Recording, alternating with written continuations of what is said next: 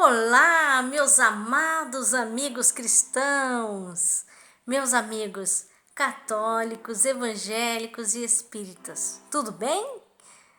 Antes que eu me esqueça, meu nome é Andréa Juliana e eu gostaria de falar para vocês de não se esquecendo de deixar um like, se inscrever no meu canal, compartilhar, tá? Me ajudem aí, tá? Hoje eu vou falar sobre alguns tipos de demônios, né? O meu estudo hoje é sobre demonologia, tá? Então eu vou falar aqui sobre alguns tipos de demônios que estão descritos na palavra de Deus, e os que não estão descritos na palavra do Senhor são pesquisas que eu fiz de estudos de demonologia, que a demonologia ela está dentro da teologia, tá? Então, nós vamos aqui no embasamento do Apocalipse, capítulo 9, versículo 11, tá? Então, aqui, Apocalipse 9, versículo 11, eu vou ler para vocês, tá? E tinham sobre eles, como seu rei, o anjo do abismo, tá? Cujo nome em hebraico é Abaddon, e em grego Apolion, tá? Então aí tá falando, né, que esse anjo do abismo se chamava Apolion ou Abaddon. Em hebraico, em hebraico Abaddon, e em grego Apolion, tá? Então esse é o nome de um dos demônios do abismo, né? Que vem do abismo, né? O anjo do abismo, né? Que coisa triste, né? O anjo do abismo, né? Aí tem outros tipos de anjos, né? Nós temos aqui também no nosso estudo aqui, nós temos esse anjo. Antes de eu falar do outro anjo, eu queria falar para vocês que ele tem a chave que abre o poço do abismo, tá? Ali, desse poço do abismo, saem gafanhotos, tá? E nós temos o Beelzebul, que Jesus Cristo já falou sobre o Beelzebul nas escrituras, quando ele estava aqui na terra, né? Nos escritos inspirados pelos apóstolos de Jesus, Mateus, Lucas, né? Marcos, né? Então ele representa a gula, entendeu? E ele é dito como Beelzebul, o senhor das moscas, tá? O Beelzebul, o senhor das moscas, ele é o príncipe dos demônios, tá? O primeiro em poder e em crime, tá? Então ele age nessas coisas que acontecem, crime, tá, sabe? Então ele é o príncipe dos demônios, é o senhor das moscas, entendeu? Vamos dizer assim, da onde veio esse nome Beelzebul? Bom, a literação dele é assim, vem de Baal, né? Você já deve ter estudado sobre Deus Baal, que foi a passagem onde Elias, o profeta Elias, né, estavam todos os que serviam a Baal ali, e o Elias confrontou as pessoas ali, os homens que serviam a Baal, tá? E aí ele ficou falando, eles ficavam clamando a este Deus, e eles falavam, grita, grita, chamem, faça alguma coisa, e ele, sabe, tirando uma com eles, né? E aí o que aconteceu? Quando Elias, né, que ele foi um profeta de muito poder, muita unção, ele falou assim, enche-se, né, ele colocou um negócio de água no chão assim, e pôs água, e pôs acho que um tipo de uma pedra, e aí ele invocou a Deus, invocou o Senhor Jeová. Quando ele invocou o Senhor Jeová, o fogo de Deus lambeu a água, assim, aí os homens ficaram com medo e muitos deles começaram a servir a Deus mesmo, né? Então foi uma experiência muito linda que passa na Bíblia, né? No Velho Testamento, né? Elias, depois dele veio Eliseu, passou o cajado dele para o Eliseu, né? Que era o ajudante dele, de Elias, né? Então, Baal, o Beelzebul, vem da transliteração, eu digo, né? Porque juntou um nome com o outro, Baal e Zebu, ficou Beuzebu, tá? O Beuzebu, ele tem vários nomes, assim, tipo assim, tem Beuzebu com TH, Beuzebu em português, mas é Beuzebu, tá? Então, Zebu, senhor das moscas, entendeu? Originário é da antiga, esse nome é originário da antiga Filisteia e Cananeia. Bom, agora nós vamos falar sobre o dragão, como eu disse para vocês, tá? Em Apocalipse 12, eu vou ler essa passagem da Bíblia para vocês, que é muito importante, tá?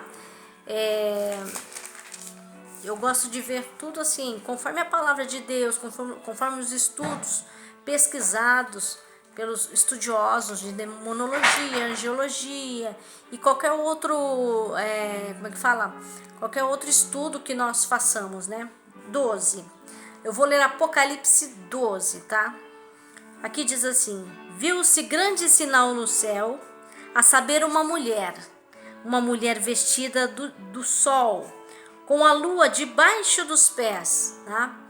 E uma coroa de 12 estrelas na cabeça. Isso é tudo simbólico, alegórico, mas simboliza algo, tá? Eu sei que essas 12 estrelas na cabeça dela simbolizam os 12 discípulos, tá? Que achando-se grávida, ela estava grávida, grita com as dores de parto, sofrendo tormentos para dar à luz. Eu estou lendo a palavra do Senhor aqui, tá? Na Bíblia Sagrada, no Novo Testamento, Apocalipse, tá? Viu-se também outro sinal no céu, e eis um dragão. Dragão simboliza Satanás aqui, tá? Grande, vermelho, com 7 cabeças, 10 chifres. Isso daqui simboliza governos, tá? Governos espirituais que governam os governos aqui da terra, tá? E nas cabeças 7 diademas. A sua cauda arrastava a terça parte das estrelas do céu. O que simboliza as estrelas do céu? Que simboliza os anjos. Então, esse dragão, ele arrastou com ele, junto com ele, 1/3 dos anjos lá do céu, com a sua cauda, tá? Você viu como é bem alegórico? Você tem que saber interpretar o livro de Apocalipse, tá? Não podemos interpretar de qualquer maneira, tá? As quais, lançando-a para a terra, lançam, porque na Bíblia o próprio Jesus disse, o mundo jaz no maligno. Por quê? Porque o diabo, ele está aqui na terra. Ele está aqui na terra querendo com que as pessoas sirvam a ele e não a Deus. Então, por isso que ele quer pegar quem está lá na igreja, e não os que são dele, né? Não precisa, ele vai atentar os que estão servindo a ele, tá? Ele vai ficar em cima, vai ficar ali que nem Jó, que foi provado, né? Vai ficar tentando essas pessoas, porque ele sabe que o fim dele está chegando, que ele foi derrotado na cruz do Calvário por Jesus Cristo. Então aqui, ó, e o dragão se deteve em frente da mulher que estava para dar à luz, a fim de lhe devorar o filho, que é Jesus, quando nascesse. Nasceu-lhe, pois, ele não conseguiu, o dragão não conseguiu, pois um filho varão que há de reger todas as nações. Quem é esse filho varão? Jesus Cristo. Ele rege todas as nações hoje, né? Com o cetro de ferro. E o seu filho foi arrebatado para Deus até o seu trono. Ou seja, Jesus foi crucificado e está assentado ao lado direito de Deus, tá? É isso que está dizendo aqui. A mulher, porém, fugiu para o deserto, onde lhe havia Deus preparado lugar para que nele a sustentem durante 1270 dias, tá? Esse daí é um tempo lá da parte dos discípulos, tá? No Novo Testamento mesmo, tá? Porque o que aconteceu? Maria estava grávida e ela teve Jesus. E aqui o dragão simboliza Satanás. Satanás, através dos reis Herodes, de outros reis, mandou matar muitas crianças, meninos homens, mas Maria, com a revelação do anjo que veio falar para eles irem para Belém, da Judéia, para que ele nascesse lá, para que Jesus pudesse nascer, ela e o José, né? E aí lembra dos reis magos, depois que ele nasceu, apareceu, e eles também tiveram a revelação, né, de que Jesus era o Messias, e eles levaram presentes para o Messias.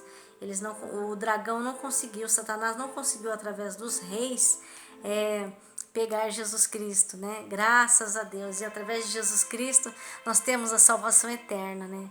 Jesus é maravilhoso, né? Então o dragão é isso, simboliza Satanás. Satanás estava por detrás desses reis malignos que dão vazão às coisas do inferno, às coisas do mal, né? Então, é o que diz aqui. E aí depois, Jesus morreu crucificado, ressuscitou, tá? E aí, a Maria é uma pessoa, não é? Nós também somos uma pessoa. Ela foi uma mulher escolhida de Deus para ter Jesus Cristo, uma pessoa muito especial para dar à luz a um filho abençoado chamado Jesus, né? Então, a Maria, ela é um templo do Espírito Santo, porque diz na palavra do Senhor que Jesus Cristo é o cabeça da igreja e que nós somos o corpo de Cristo, a igreja, entendeu? Então, o que acontece? Jesus Cristo foi para os céus e Maria ficou aqui na terra, não sei até quanto tempo, né? E depois disso que Maria ficou na terra, nós somos templos do Espírito Santo, somos a igreja. Então o inimigo persegue a igreja até hoje, talvez com, assim, aparentando com um pouco menos de intensidade, mas nós temos mais liberdade de expressão, né? Nós cristãos. E o inimigo perseguiu a igreja, perseguiu não exatamente a Maria também, porque faz parte dos cristãos, né? Então nós fomos perseguidos, né? Os romanos sempre fazia coisas ruins com os cristãos, muitos reis não aceitavam o cristianismo, né? Tanto é que Paulo, que era chamado Saulo e se converteu a Jesus, ele teve um encontro com Jesus Cristo, né? No meio do caminho, na estrada de Emaús, não sei se é na estrada de Emaús, ele teve uma visão de Jesus Cristo e ele perguntou: Senhor, quem és? Uma luz muito forte, e os cavaleiros que estavam perto dele não sabiam o que estava acontecendo, sabia que tinha uma luz, mas eles não conseguiam enxergar. E Paulo teve essa visão de Jesus e ele perguntou: Senhor, quem és? E Jesus disse: eu sou Jesus a quem tu persegues. E aí ele se converteu a Jesus e Jesus mudou o nome dele de Saulo para Paulo, que significa pequeno, né? Então aí depois disso que está falando aqui no Apocalipse, a igreja foi perseguida, tá? E aí o que acontece? Anjos pelejam no céu contra o dragão, né? Dragão que é Satanás, a vitória de Cristo e do seu povo. Então isso daí foi uma vitória, né? Houve peleja no céu. Miguel e os seus anjos pelejaram contra o dragão. Também pelejaram o dragão e seus anjos do mal, né? Ele tem os seus adeptos. Todavia não prevaleceram, glórias a Deus. Nem mais se achou no céu o lugar deles, porque antes disso eles ficavam ali rodeando o céu. Depois ele foi completamente expulso. Ele ia lá no céu conversar com Deus, tanto é que ele foi no céu conversar com Deus sobre Jó, né? E aí Miguel expulsou, Deus deu autoridade para Miguel, depois que Jesus veio. E Jesus ressuscitou, estava em corpo glorificado. Antes Miguel, ele teve uma passagem na Bíblia, lá no Velho Testamento, lá em Gênesis, se eu não me engano, Êxodo, acho que quando Moisés morreu, os anjos, os anjos do mal queriam fazer alguma coisa com o corpo de Moisés, mas Miguel tentou interceder para que não fizesse isso, né? Então, Miguel pediu autorização para poder intervir. Ele não podia pegar e intervir sem a autorização de Deus. Tudo a gente tem que ter a autorização de Deus. Você vê como isso é muito sério, né? Mas, graças a Deus que o corpo de Moisés foi protegido, né? Deus deu a proteção para o corpo de Moisés, tá? E aí, né? Agora eu vou falar sobre outros anjos, tá? Aqui, anjos do mal, infelizmente, né? Nós temos na Bíblia aqui em Efésios. Então, meus amados, vocês peguem o Efésios capítulo 6, e aí para vocês poderem ver, vocês podem ler inteirinho para ler todo o texto, para poder entender. Mas é que ele está falando aqui, ó, capítulo 6, versículo 19, né? E qual a suprema grandeza do seu poder? Poder de quem? De Deus, né? Para com os que cremos, nós os que cremos, né? Segundo a eficácia da força do seu poder, né? O qual exerceu ele em Cristo, ressuscitando-o dentre os mortos, né? Porque Jesus ressuscitou dentre os mortos, né? E fazendo-o sentar à sua direita nos lugares celestiais. Jesus Cristo está sentado ao lado direito do Pai, está escrito aqui. Acima de todo principado. O que é um principado? É uma hierarquia de demônios, é um principado, são príncipes das trevas, tá? E potestade, tem a potestade do ar. E poder, né? Existem outros tipos de poderes demoníacos. E domínio, tem os demônios que dominam algumas coisas, sabe? E de todo nome que se possa referir, não só no presente século, mas também no vindouro, e pôs todas as coisas debaixo dos pés. Dos pés de quem? De Jesus. E para ser o cabeça sobre todas as coisas o deu à igreja, a qual é o seu corpo, a plenitude daquele que a tudo enche em todas as coisas. Então, Jesus Cristo é o cabeça da igreja, né? Então, aqui fala sobre o demônio da potestade do ar, que opera nos filhos da desobediência, né? Então, por isso nós temos que obedecer a Deus. Então, aqui, ó, tem o príncipe do ar. É um demônio que opera nas pessoas através da atmosfera mesmo. Ele fica na atmosfera e nós não temos a facilidade de ver com os nossos olhos físicos. Algumas pessoas têm, como eu disse para vocês, têm essa facilidade, tá? Mas nem todo mundo consegue, tá bom? Nós temos o príncipe Mamon, que está em aramaico, que é o príncipe que fala sobre dinheiro, sobre a riqueza, a avareza. O Azazel, que fazia o sexo com as mulheres mortais, né? E ele também ajudou os homens a fabricar armas de guerra, né? E nós temos aqui o Asmodeus, que fala que ele é um serafim, esse serafim, e ele é o demônio da luxúria, tá? Nós temos o Leviatã, que é um serafim também, é um dos demônios mais poderosos, fazendo os homens se tornarem hereges, ou seja, seguir outras doutrinas, certo? E ele habita no fundo do mar. Ele tem a aparência de dragão marinho, serpente, né? Tem o Belfegor, que significa preguiça, o Carreal, que é o Carreu, né? Endurece o coração dos homens, o Carnivean, que provoca obscenidades, o Belias, que é da vaidade, tá? Nós temos o Belias aqui, e o Oilete, que ele faz com que as pessoas violem os votos de pobreza, tá? De não roubar. O Olivier, que ele é ligado à crueldade, e o Luvarte, que faz os humanos adorarem a outros deuses. Meus amados irmãos, eu quero deixar aqui para vocês a paz do Senhor. Shalom Adonai, eu amo vocês em Cristo. Que Deus esteja abençoando muito vocês. Amém?